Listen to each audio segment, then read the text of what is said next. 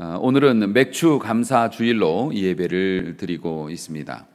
맥주 감사 주일의 유래는 매년 설명을 드리지만 이스라엘의 3대 절기, 그 유월절, 맥주절, 또 초막절, 요 3대 절기 중에서 두 번째로 중요한 절기로 치고 있습니다. 맥주절이라고 하는 것이 문자 그대로 보리를 수확하는 절기인데요. 이 맥주절이 6월절이 지난 다음에 7주가 되어서 맥주절이 되기 때문에 77절이라고도 성경이 말하기도 하고요.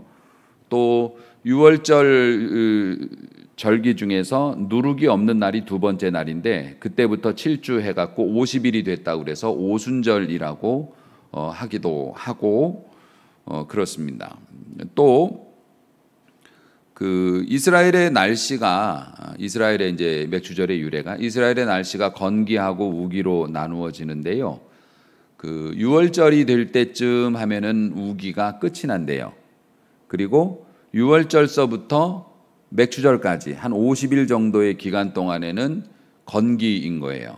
그 사막에서 뜨거운 바람이 불어와요.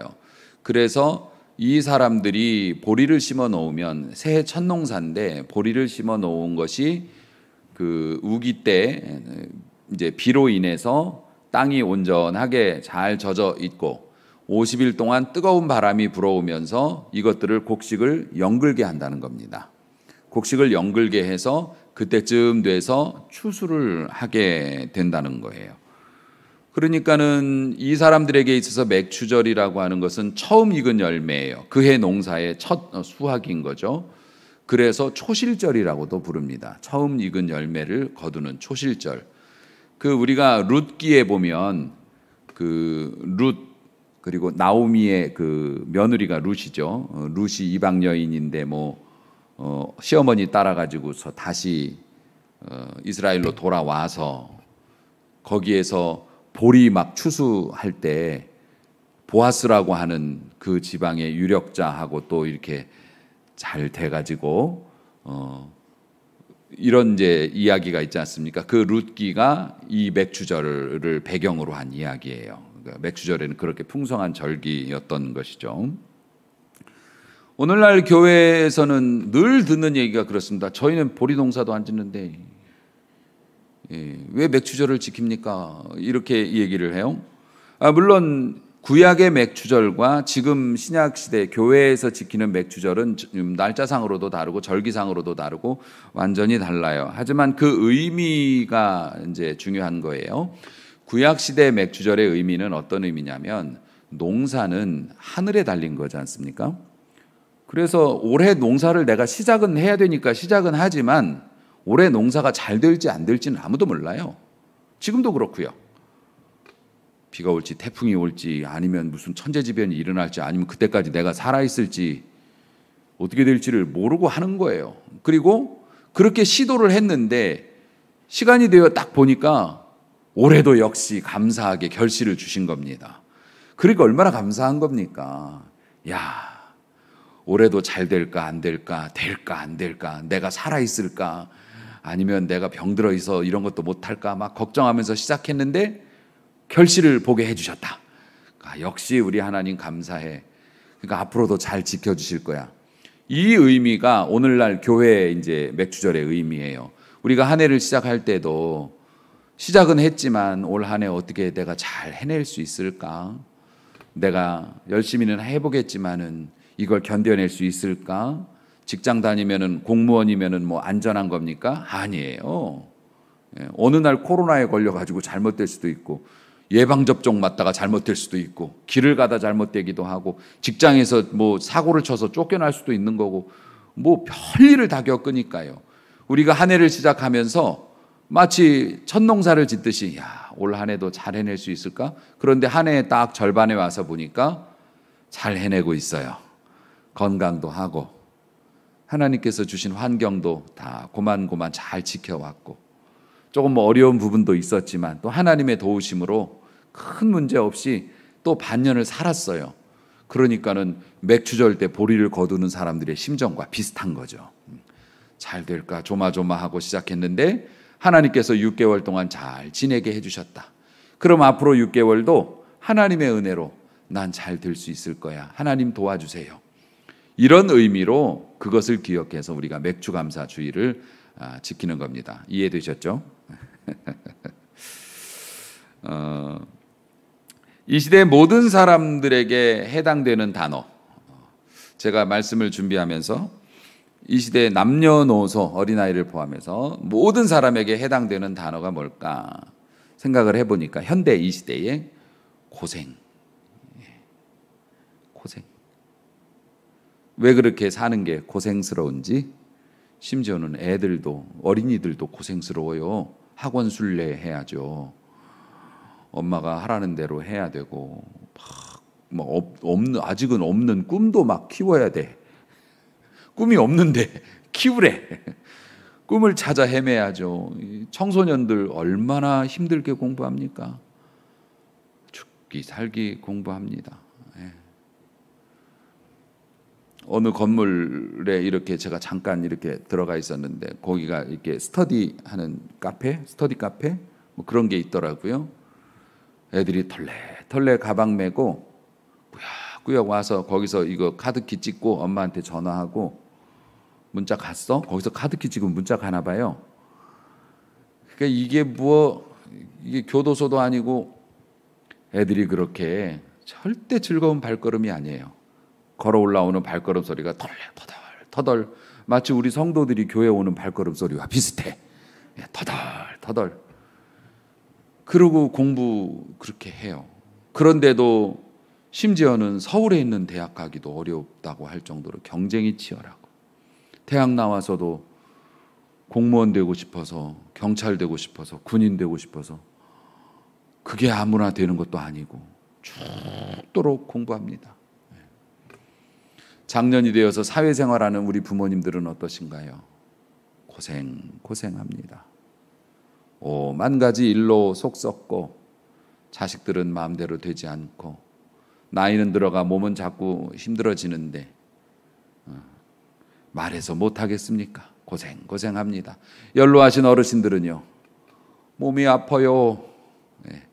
몸이 아파서 내 몸을 내 맘대로 못하고 자식들한테 신세져야 하고 미래에 희망도 없는 것 같고 모든 사람이 고생하면서 살아갑니다. 올해 절반 딱 지내면서 여러분들 고생 많이 하셨죠. 특별히 코로나 때문에도 더 많이 고생하셨고, 그리고 앞으로도 사실 고생할 겁니다. 6개월 동안도 뭐 앞으로 남은 삶도 고생하시죠. 얼마나 여러분 힘드셨습니까? 앞으로도 고생할 젊은이들에게도 격려의 말씀을 보내고, 하루하루 힘겹게 살아가는 우리 부모들에게도 위로의 말씀을 드리고, 하나님의 도우심과 위로하심이 함께 하시기를 주의 이름으로 축복합니다. 그런데 인생이라고 하는 것이 사실 고생은 고생이죠. 고생은 고생인데 안 고생도 있습니다. 등산하시는 분들 보면 산에 올라가면 얼마나 고생스럽습니까? 그런데 고생스럽긴 한데 그걸 고생이라고 말하지는 또 않죠. 오늘 산 되게 힘들었지만 너무 뿌듯했어. 정말 오늘 하루 멋진 하루였어. 치열하게. 이렇게 볼 수도 있는 거니까, 그러니까 우리가 몸과 마음이 고생스럽기는 하지만 또 고생이 아닌 것도 있어서 오늘은 그 말씀 좀 드리고 싶어서 말씀을 준비했습니다. 사실 고생이라고 말할 것 같으면 오늘 우리 본문의 주인공 사도 바울이죠. 오늘 이 사도 바울이 자기가 어떻게 사도가 됐는지에 대해서 설명하는 내용이거든요. 사도가 이런 얘기야. 내가 복음을 전하고 다닌다. 복음이라는 게 예수의 얘기죠. 복음을 전하는데 이거는 사람의 뜻으로 내가 하는 게 아니다. 내가 오직 예수 그리스도의 계시 때문에, 내가 누구한테 배워서 이러는 걸 하고 다니는 것도 아니고 예수님이 나한테 직접 나타나서 말씀해 주셨기 때문에 난 그걸 증거하는 거다. 이렇게 얘기해요. 여러분들이 알다시피 내가 옛날에는 유대교를 지나치게 믿었다. 우리말로 겁나게 믿었다. 그래서 내 조상의 전통, 유대 율법에 대해서 더욱 열심히였고, 내 동족 중에 여러 연갑자보다, 그러니까 나보다 나이가 많은, 더 나이가 많고 오래된 그런 사람보다 훨씬 더 열심히 내가 유대교에 대해서 그렇게 열심을 했다. 그런데 그래서 이제 교회를 박해하고 멸하기까지 했는데 내가 어머니의 뱃속에서 있을 때부터 나를 정하시고 은혜로, 이 나쁜 놈을 은혜로 이렇게 불러주신 그분이 또 그분과 그의 아들을 내가 이방 땅에 전하기 위해서 내 속에 나타나시기를 기뻐하셨을 때 하나님께서 나를 쓰시려고, 주님께서 나를 쓰시려고 나에게 기쁜 마음으로 다가오셨을 때 내가 그 은혜를 받아서 이런 일을 하는 거다. 그러면서 내가 은혜 받았을 때, 내가 마음을 돌이켰을 때, 내가 내 인생의 방향을 바꾸기로 결정했을 때 나는 내 식구들하고 의논하지 않았다. 그리고 내가 예수 믿게 됐어요. 여러분 기쁘지 않으신가요? 하면서 사도들을 찾아가지도 않았다. 나는 아라비아로 갔다. 그리고 다메섹으로 갔다. 이렇게 얘기했지만 아라비아에서 1000일을 지냈어요. 3년. 광야에서 혼자 3년간의 수행기간을 거쳤습니다. 사도 바울이. 은혜 받고 처음에 한동안 이렇게 하다가 이거 안 되겠다 싶으니까 어떻게 하냐면은 식구들과도 의논하지 않고 사도들에게 가서 조언을 구하지도 않고 스스로 광야에 들어가서 3년 동안 혼자 지냈어요. 그리고 다마스커스로 다시 돌아와서 본격적인 선교 여행을 시작하는데 고생? 사도 바울처럼 고생한 사람이 어디 있어요? 사도 바울이 1차, 2차, 3차 전도 여행이 공식적인 선교 여행이고요. 뭐 여행이라고 그러니까 놀러 다니는 것처럼 보이지만 그게 아니죠. 선교의 길을 다닌 거죠. 3차 선교 여행만 따져도 그가 이동했던 거리가 걸어서 말 타고 5,000km예요. 5,000, 그 옛날에 광야 그 아라비아 도둑놈들이 들끓는 그 무시무시한 사막길을 5,000km를 돌아다녔어요. 3차 여행에서 끝난 게 아니라 그 3차 여행이 끝나고 나서 예루살렘에서 체포돼서 로마에 가서 재판받는다고 3년 이상 거기서 또 지냈죠. 그때도 공식 여행으로 기록되지 않았지만 스페인 쪽에 가서 선교를 한 것으로 알려져 있어요. 그러니까 바울은 고생으로 따지면 사실 바울보다 더 고생한 사람이 없죠. 지난주에도 말씀드렸지만 고린도후서 11장 23절에 자신을 변론하면서 그런 얘기해요. 내가 수고를 넘치도록 했고 옥에 갇힌 것도 많이 갇혔고 매도 수없이 맞았고 여러 번 죽을 뻔했다. 뭐 사실 그 얘기면 끝난 거 아닙니까? 유대인들에게서 40에 하나 감한 매를 5번 맞았다.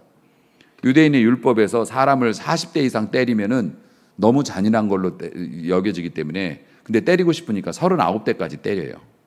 그리고 잠깐 쉬었다 다시 하나 해갖고 때린단 말이에요. 그러니까 율법을 그런 식으로 악용을 하니까 그런 무시무시한 매를 5번을 맞았다. 우리나라에서 옛날에 곤장 때릴 때도 그 태형이라고 하죠. 곤장이라는 게 뭐 대충 때리는 게 아니라 사람이 살이 터지도록 때리기 때문에 곤장이 뭐 한 10대 정도만 맞아도 걷지도 못할 정도가 된다고 그러는데 만약에 곤장 뭐 50대, 60대 맞으면 그 사람은 죽은 걸로 봐야 된다고 그럴 정도로 그 형벌이라는 게 아주 괜히 형벌이겠습니까? 유대인들한테 매를 맞을 때도 그런 식으로 맞았는데 그런 매를 5번을 맞았다. 3번 곤장 맞았다. 태장 맞았고 1번은 돌도 맞아봤다. 사도 바울이 돌에 맞아 스데반처럼 이놈의 새끼 죽었다 그래갖고 내다 버렸어요. 그런데 꿈틀꿈틀 살아나갖고 도망갔단 말입니다. 그런 일도 겪었고 3번을 파선에다 배 탔는데 풍랑 맞아가지고 배가 깨져가지고 그렇게 됐다. 일주일 동안을 깊은 바다에서 지냈다. 이 사람이 그 멜리데 섬에서 이렇게 멜리데 섬까지 가면서 그 배가 깨져가지고 일주일 동안 선원들도 다 널브러졌을 때 그때를 말한 것 같아요. 여러 번 여행하면서 강에 빠져 죽을 뻔한 위협도 있었고 강도도 만났고 동족 유대인들이 자기를 죽이려고 40명이 금식을 하면서 내가 바울을 죽일 때까지는 밥을 안 먹으리라 이런 뻥을 쳐가지고 굶어 죽은 사람은 하나도 없고 어쨌든 바울도 살아 있었고 그런 사람도 있었고 이방인들이 죽이려고 했고 시내의 위험, 광야 위험, 바다 위험, 거짓 형제의 위험 수고하며 애쓰고 여러 번 잠 못 잤고 잠을 못 잤고 줄이고 목마르고 여러 번 굶고 춥고 헐벗었노라.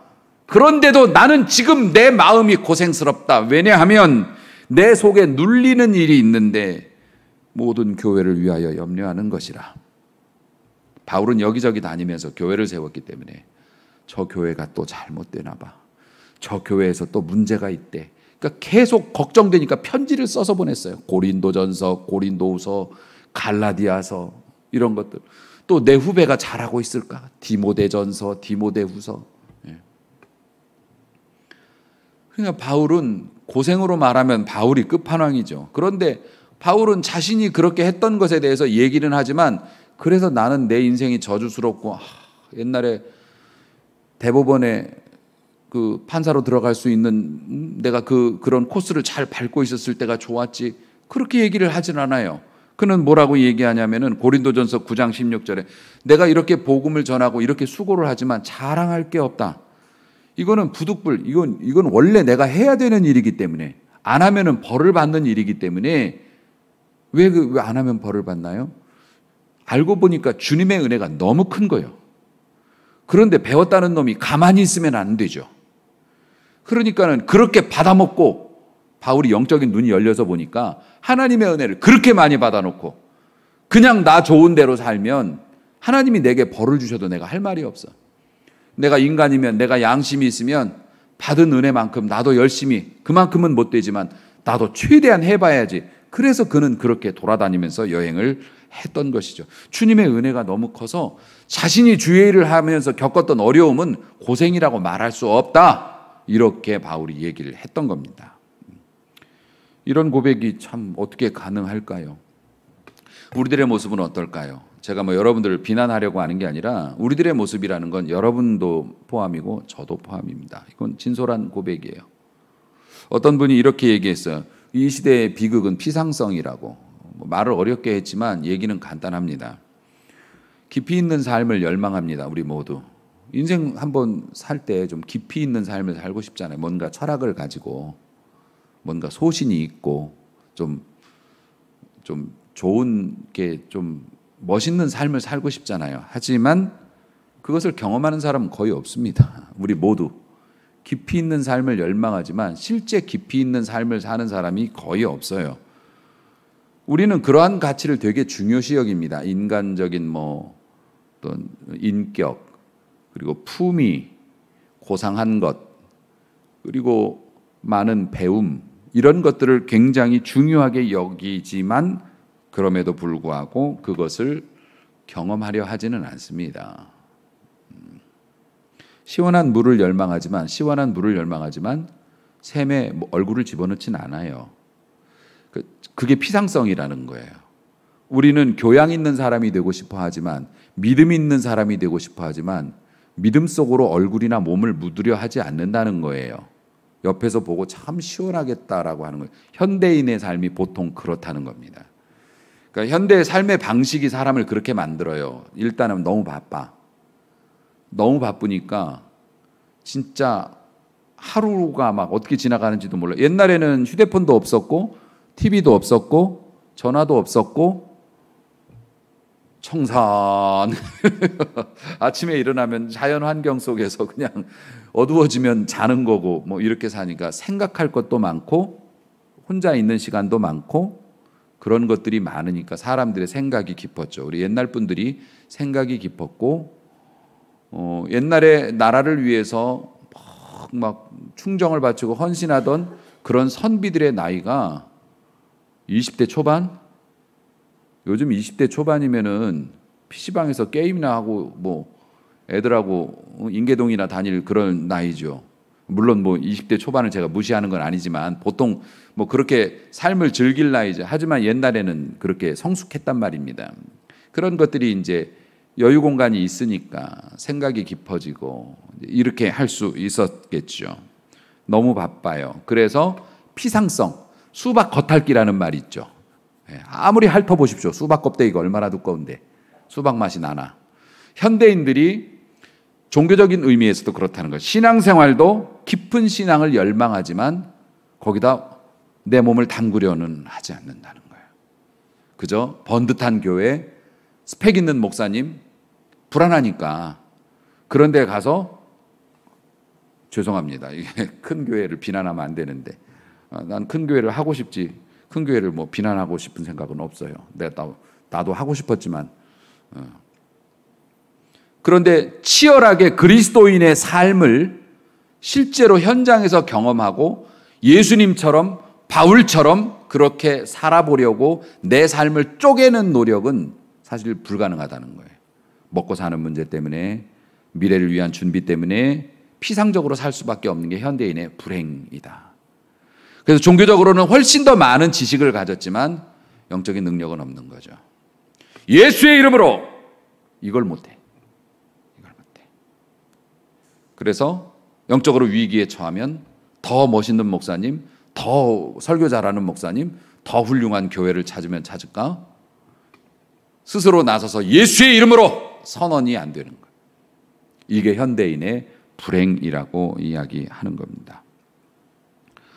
사실 깊이 있는 삶, 고독, 침묵, 그런 속에서 오랜 시간을 보내는 것이 사람을 깊이 있게 만드는데 오늘날은 그렇게 못하니까 너무 바빠서 또 생계를 위해서 돈 벌어야 하는데 출근하고 퇴근하고 가게 하고 나면 녹초가 돼갖고 어떻게 깊이 있는 삶을 사냐고 말씀하시겠지만 바울은 안 바빴냐고요.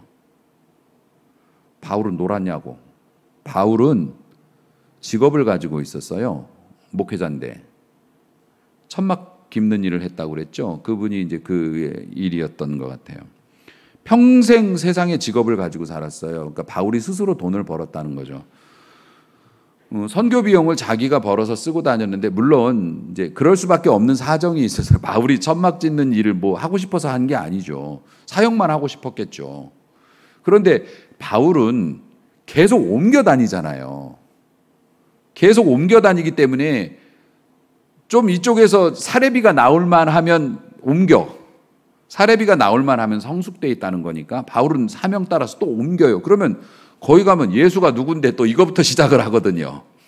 그러니까 그분들이 바울에게 뭐 사례비를 줄 리가 없잖아요. 먹고 살 수 있는 비용을 줄 리가 없고 기대도 할 수가 없는 거고 또 생초신자인데 내가 생활비가 없고 내가 밥을 먹어야 되는데 니네 집에 가서 밥 좀 먹으면 안 될까? 내가 밥 먹게 쌀 좀 주면 안 돼? 이렇게 얘기하면은 시험 들으니까 바울이 그런 복음을 전할 때 내가 죽을지언정 너희들한테 그런 쪽으로 부담 주긴 싫다.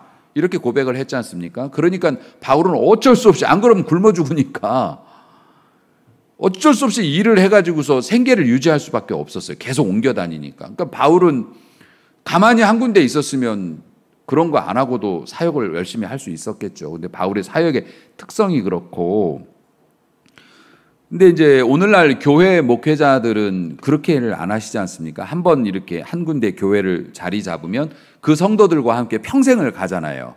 그렇기 때문에 성도들이 교회를 조직해서 교회에서 재정을 운영하면서 목사님들에게 이제 사례비를 이렇게 주시는 거죠. 어떤 분들은 이렇게 얘기하셔요. 바울도 본인이 돈 벌어가면서 사역했는데 목사님은 왜 자꾸 교회에서 사례비를 자꾸 달라고 그러세요? 그렇게 말씀하시는 분은 없죠. 속으로 하지. 근데 사실 어떤 언론에 한참 이렇게 몇 번 저도 한 두 번인가를 TV를 잘 안 보는 저도 그렇게 본 기억이 납니다만 어떤 목사님이 목수 일을 하시더라고요. 개척교회 목사님이신데 목수 일을 하고 그 교회가 아마 목사님 몇 분으로 구성이 되어 있는 것 같아요. 그러면서 사례비를 교회에서 받지 않고 일주일 동안은 목수 일을 하면서 돈 벌고 생활하시고 교회 이렇게 한다. 그러니까 세상 사람들이 모범적인 목회자다. 교회에서 돈을 받지 않는 이걸로 조명을 받아서 그분이 인터뷰를 하면서 이런 얘기를 해요. 목회자가 교회로부터 생활비를 받는 것에서 자유로워지지 않으면 마음대로 복음을 전하기가 어렵다. 이렇게 얘기하니까 세상 사람들이 깊이 공감하는데 저는 그게 되게 우려스럽더라고요. 목회자에게 사례비를 주거나 목회자의 생활을 교회에서 책임지는 것은 성경적인 이야기입니다. 옛날 레위인들 같은 경우에도 기업이 없었어요. 땅이 없었죠. 다른 지파들은 다 땅을 줬지만 레위 지파는 땅을 주지 않았고 그건 하나님의 성전에서 나오는 것으로 살고 다른 생각하지 말고 하나님을 섬기는 일만 해라. 그러니까 그런 것이기 때문에 조직 교회에서 교회가 조직이 되어 있는 교회에서 목회자의 생활비를 대주는 건 굉장히 성경적이고 그러면 그 목사님의 말씀이 훌륭하시고 모험적이시고 본받을 게 많지만 한편으로 목회자 입장에서 그러면 교회에서 월급이 두려워서 설교를 마음대로 못하나? 전 그렇지는 않다고 생각해요. 그러면 목사하면 안 되죠. 물론 일부 그런 교회가 있어요. 장로님들이 너무 입김이 세가지고 너무 무서워. 그러니까 목사님들이 말씀을 준비했다가도 장로님들 심기 상할까 봐 말씀을 꺾는 경우도 있죠. 그건 진짜 비굴한 일이죠. 아무도 모르는 거지만 목사님이 설교 본문이 감동을 받아서 준비하다가 이대로 말씀 전하면 저 장로님 또 그러실 텐데 이런 생각이 들어서 다른 본문을 뒤적거린다면 그건 진짜 비참한 일이에요. 그건 비참한 일이죠. 저는 그렇게 살기를 원치는 않습니다. 저도 설교 본문 바꾼 적은 있어요. 솔직히. 저분이 믿음이 너무 약한데 상처받을 것 같아.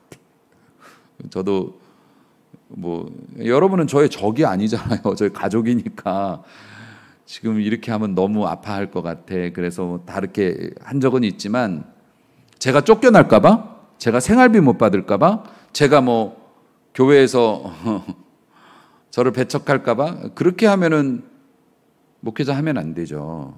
다른 거 하셔야죠. 근데 그러니까 그 목사님이 말씀하시는 게 맞는 말씀이에요. 교회에서 생활비가 나오기 때문에 생활비에서 자유로워질 수 있다면 훨씬 더 소신 있는 목회를 할 수 있다라고 얘기를 하시는 것도 맞는 얘기지만 진정한 목사님이라면 죽을 준비, 이사 갈 준비, 설교 준비는 항상 기본인데 그런 것에 얽매이는 목사님은 없을 거라고 생각하고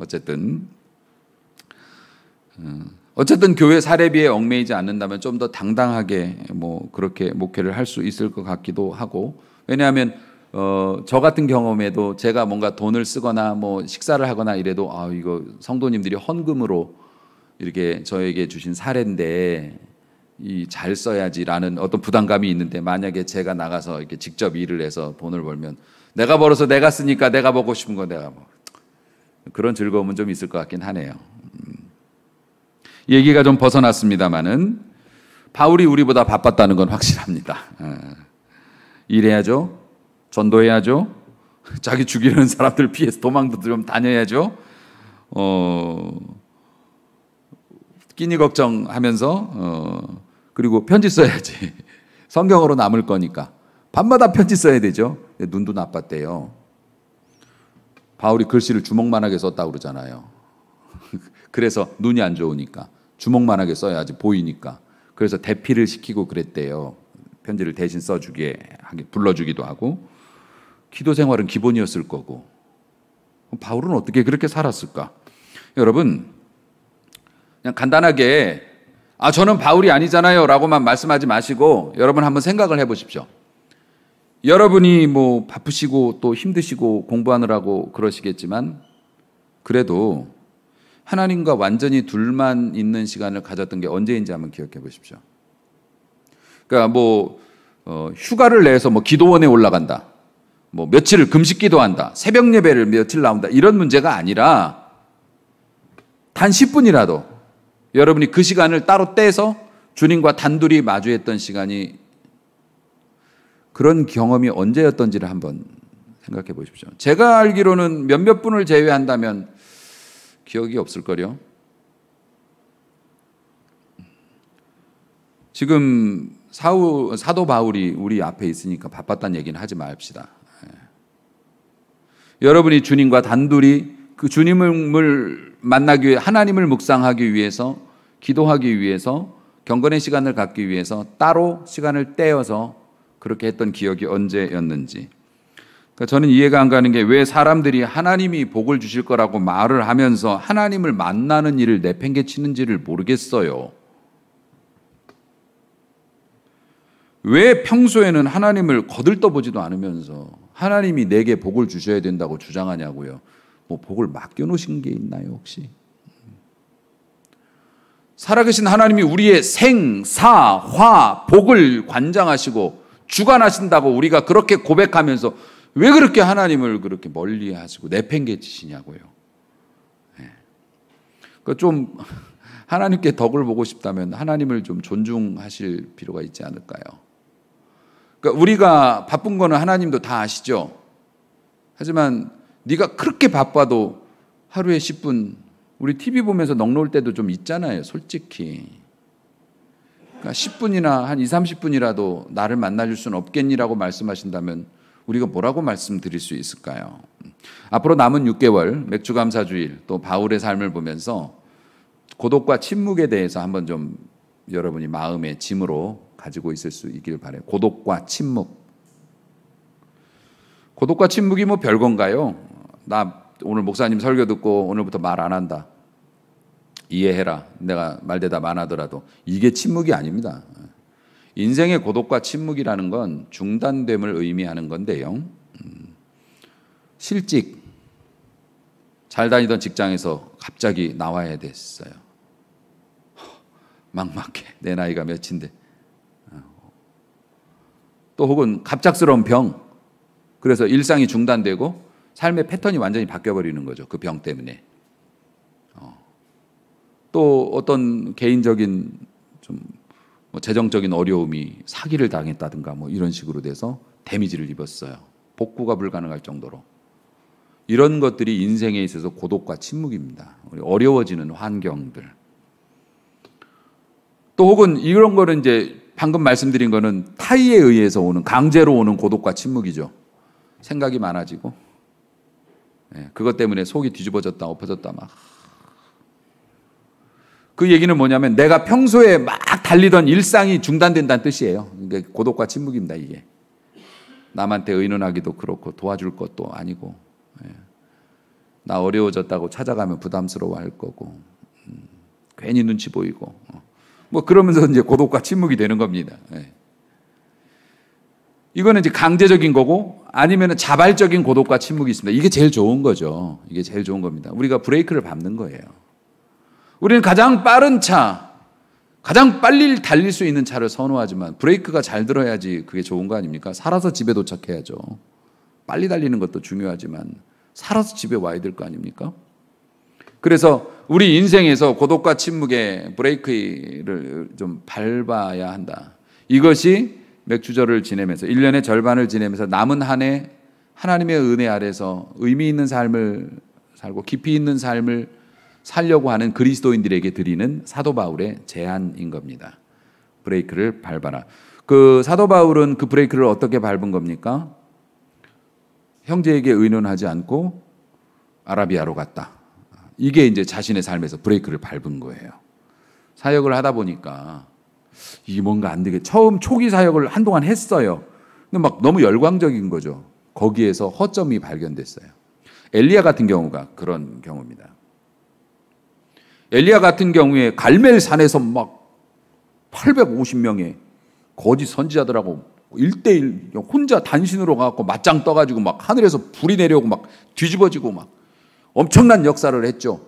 엄청난 역사를 했는데 그거 끝나고 딱 내려오니까 이세벨이라고 하는 그 아합 왕의 아내가 아주 독한 여자거든요. 그 여자가 사람을 보내가지고 너를 내가 죽여버리겠다고. 그런데 하나님의 불을 끌어내린 선지자가 그 죽여버린다는 얘기를 듣고 충격받았어요.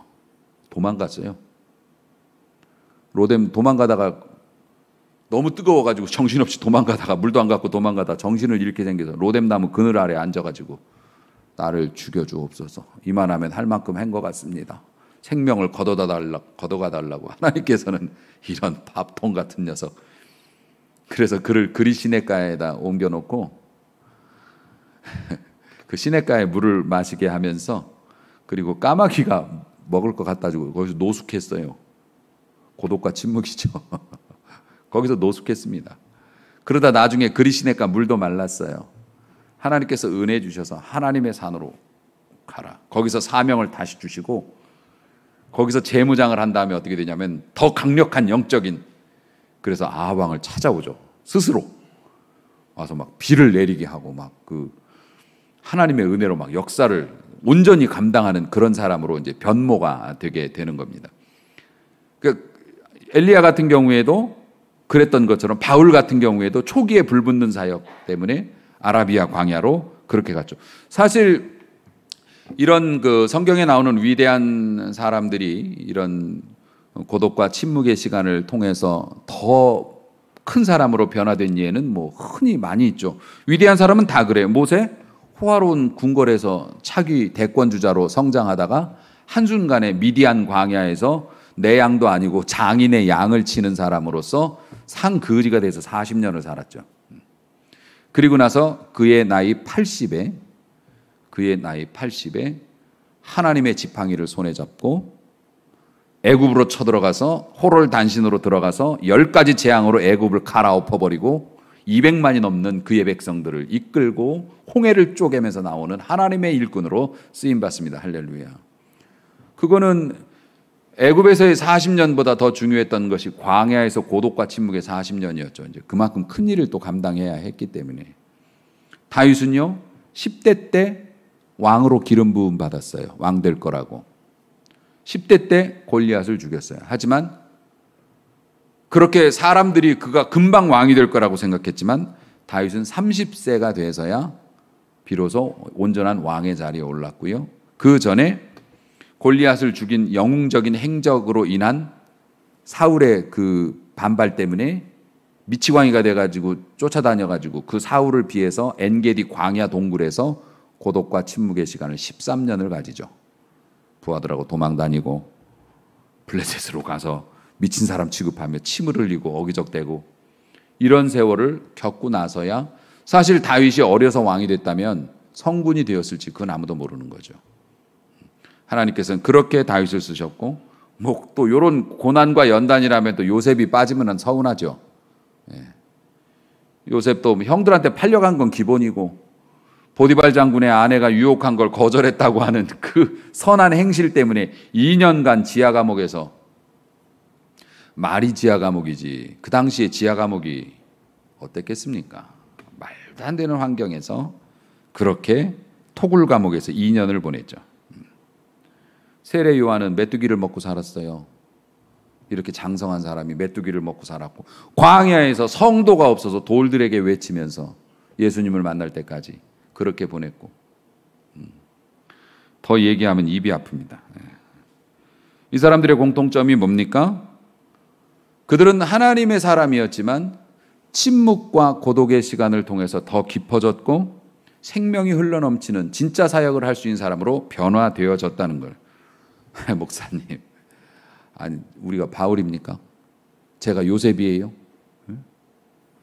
우리는 선지자 뭐 이런 게 아니잖아요. 우리는 그냥 평신도라고요. 여러분이 왜 선지자가 아닙니까? 여러분이 왜 선지자가 아니에요? 우리는 하나님의 사랑을 아는 사람이고 하나님의 뜻을 아는 사람이고 하나님이 이 세상을 심판하실 것을 이미 아는 사람이에요. 그리고 하나님이 축복하시는 그 축복을 받을 메신저로 우리가 부름을 받았고 선지자가 뭐예요? 먼저 안 사람이 선지자예요. 하나님이 이 세상을 사랑하신 것도 우리가 먼저 알았고 안 믿는 사람보다 하나님이 이 세상을 심판하실 것도 우리가 알고 있으니 우리가 선지자지 누가 선지자입니까? 옛날 광야에서 고생하고 그런 사람들이 우리보다 신학 지식이 더 많았을까? 천만의 말씀. 아니에요.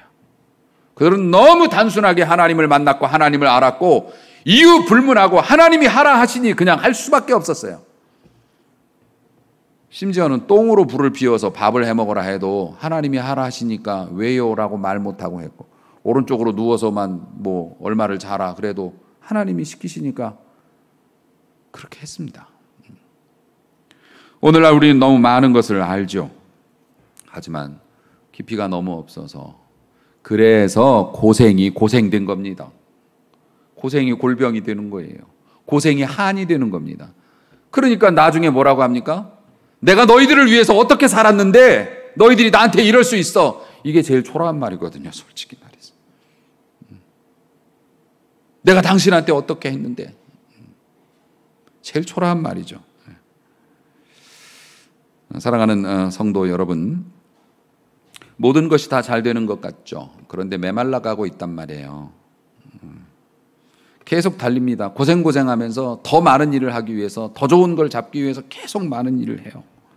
엄청나게 열심히 살았는데 어느 순간 뭔가 좀 이상하다는 생각이 듭니다. 진실이 드러나는 거죠. 사업이 뜻대로 되지 않고 꺾이기 시작합니다. 사업이 그동안 너무 무거워져가지고 한번 꺾이니까 내 힘으로 못 일으키는 거예요. 생각하지 못했던 악재가 생겨가지고서 한순간에 그냥 휘청하는 겁니다. 무거운 탑을 쌓았을 때 한 번 휘청해서 무너지면 그 무너짐은 아무도 못 말리는 거죠. 결혼 생활이 무너지기도 합니다. 열심히 일하다 보니까 애들은 컸는데 애들이 방치된 채 밖으로 떠돌고 주님을 모르는 아이가 되어버렸습니다. 심지어는 우리의 인격이 너무 약해져가지고 작은 일에도 대폭발하는 나를 보면서 내가 놀래요. 내가 왜 이렇게 사람이 이렇게 변하냐. 각박하게. 달리는 차가 좋기만 할까요? 앞서 말씀드렸다시피 브레이크가 잘 듣는 차가 좋은 차이겠죠. 다시 묻습니다. 우리는 언제 주님과 단둘이 있어 봤나요? 공동 예배 드리는 것조차도 버거워서 혹시 그렇게 살고 있지는 않나요? 여러분을 책망하자는 것이 아니라 우리의 현실을 보자는 것입니다. 마지막으로 바울의 모습을 보면서 말씀을 맺겠습니다. 바울이 회심한 이후에 엄청나게 바쁘고 하고 싶은 일도 많았고 그리고 막 성과가 막 났지만 어려운 결정했다고요. 혈육과 의논하지 않았다. 굉장히 중요하죠. 우리는 뭔 일이 있으면 집안 식구들하고 의논하지 않습니까? 근데 사실 식구들이 나 같은 믿음을 가진 게 아니라서 사실 영적인 일은 식구들하고 의논하면은 못하는 경우가 많습니다. 그러니까는 여러분들이 하나님의 은혜를 받았다는 가정하에서예요. 어디서 이단이 너 집 문서 가져와라 그러는데 식구들하고 의논하지 않았다고 그냥 쓱 가져가고 그러면 안 되고 정상적으로 여러분이 상식에 부합하는 하나님의 은혜와 도전을 받았을 때의 이야기입니다. 여러분의 가족들은 영적으로 준비되지도 않았고 그것에 대해서 생각하지도 않았는데 느닷없이 밥 먹다 말고 갑자기 그런 얘기를 하면 그 가족들이 하나님의 마음에 부합한 해줄 리가 없죠. 그러니까 바울은 이미 그걸 알았어요. 그러니까 식구들하고 엮이게 되면 어떡합니까? 이놈아 너를 어떻게 키웠는데부터 시작해서 네가 배운 게 얼마고 네가 지금 스승님이 너를 가만 놔둘 것 같으냐 또 그런 얘기하면 머리가 복잡해. 자기가 온전한 길을 갈 수가 없어. 또 자신을 증명하려고 예루살렘으로 달려가지도 않았어요. 사도들한테 일단은 자기가 영향력을 이렇게 끼치려면 사도들한테 인증을 받아야 되잖아요. 자기가 변화했다는 걸. 그럼 훨씬 더 쉽게 사역할 수 있죠. 사도들한테 달려가지도 않았다고 했어요. 자기가 아라비아라고 칭했는데 아라비아가 이제 광야니까 거기서 고독과 침묵 그리고 무명, 유명하지 않은 잘 쓰임받지 못하는 삶을 스스로 자초를 했어요. 3년 1000일 동안. 그래서 바울은 위대한 사역을 할 수 있었죠. 우리는 3년 1000일 동안 그렇게는 못하죠. 못하고. 그러니까 어쨌든 변하기 이전의 사울을 보면 바쁘고 저돌적이고 분주하고 열광적이고 막 이런 삶이었죠. 사실 그게 우리의 모습이 아닌가. 그러니까 바울은 아라비아 광야를 통과하고 나서는 영광스러운 은혜의 복음을 배워요. 아까 말씀드린 대로 내가 그렇게 많이 고생했는데 그것보다 지금 내가 더 마음이 힘들어. 그게 이유가 뭐냐면 내 성도들이 신앙생활 잘 못할까 봐 어긋난 길을 가는 게 너무 고통스러워. 이런 사람으로 변한 거죠. 옛날 같았으면 가서 때려잡았을 텐데. 아마 여기 있는 모든 분들이 10년 전의 삶보다 지금의 삶이 물건도 더 훨씬 많아지셨을 거예요. 대부분. 물건도 많아지셨고 또 여러분들이 이제 열심히 하니까 직책도 더 높아지셨거나 더 중요한 일들을 감당하고 그렇게 됐을 겁니다. 어쩌면 빚을 더 많이 지셨을 수도 있고 더 많은 책임을 떠안게 되죠. 애들도 자꾸 크고 그러니까요. 그런데 우리의 우물이 말라가고 있는 거를 우리가 봐야 한다는 겁니다. 우리의 우물이 말라가고 있다고요. 해결책을 찾아야 되고 그 해결책은 속도를 늦추는 것 이외에는 없다는 겁니다. 속도를 늦추는 것이 강제로 늦춰지기 전에 우리가 주님 앞에서 한번 생각을 해봐야 된다는 거죠. 심각하게 고려해봐야 한다는 겁니다. 그래서 브레이크를 밟아야 한다. 앞으로 남은 6개월이 아니라 우리의 남은 인생 동안에 우리가 진정으로 우리가 원하는 아름답고 보람있고 행복한 삶을 살기를 원한다면 그리고 지금보다 더 많은 일을 할 수도 있고 육체적으로 힘들 수도 있지만 그것이 장렬하게 싸웠다. 내가 영광스러웠다. 내가 마지막 삶을 정리하는 시점에서 정말 참 멋지게 내가 열심히 일하고 살았다라는 고백을 하려면 생각을 좀 깊게 해봐야 한다는 겁니다. 그리고 한 가지 더, 자의가 아닌 앞서 말씀드렸다시피 환경이나 타의에 의해서 고독과 무명의 삶을, 침묵의 삶을 살 수밖에 없는 그런 가족들이 계시다면 위로의 말씀을 전해드리고 싶어요. 하지만 그 삶이 끝은 아니니까 그 삶이 아름다운 하나님의 축복으로 가는 지도를 그리고 있다라고 생각해 주시기를 부탁을 드리고 싶습니다. 그런 고통은 제가 겪는 게 아니라서 감히 논할 수는 없죠. 하지만 진실은 말씀드리고 싶어요. 그 시간이 여러분들을 좀 더 위대한 사람으로, 더 큰 사람으로 만들 수 있다고, 하나님이 그렇게 만드실 수 있다고 저는 믿고, 또 부디 남은 한 해 우리 모두가 하나님과 좀 더 깊어지는 한 해가 되어서 열심히 고생하고도 에너지가 넘치는 그러한 인생으로 우리 모두가 쓰임 받을 수 있게 되기를 바라고, 잠시 우리가 멈추어서 가족도 돌아보고 사랑하는 형제들도 돌아보고 우리 교회도 살펴보고 특별히 우리 곁에 계신 하나님을 깊게 만나는 은혜가 있기를 주님의 이름으로 축원합니다. 기도하시겠습니다.